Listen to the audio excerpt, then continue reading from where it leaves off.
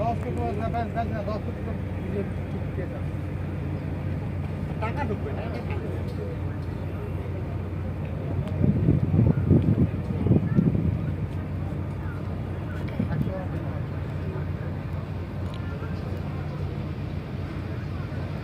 কেউ দুটোই কম দিন কেউ কিছু বলে না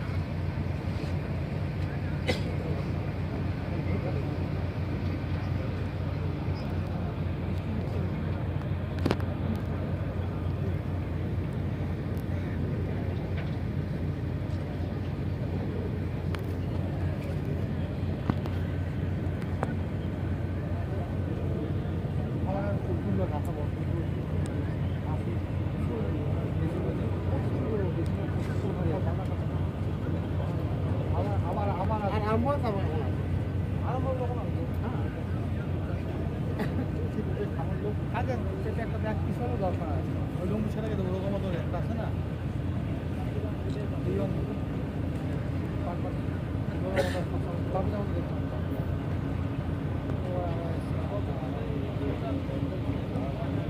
আমি 100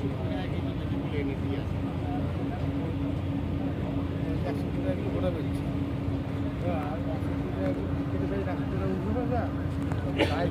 গায়ের কথা বললে হবে না গায়ের তো কথা বললাম না বলছি 400 টাকা পয়সা ঢুকবে না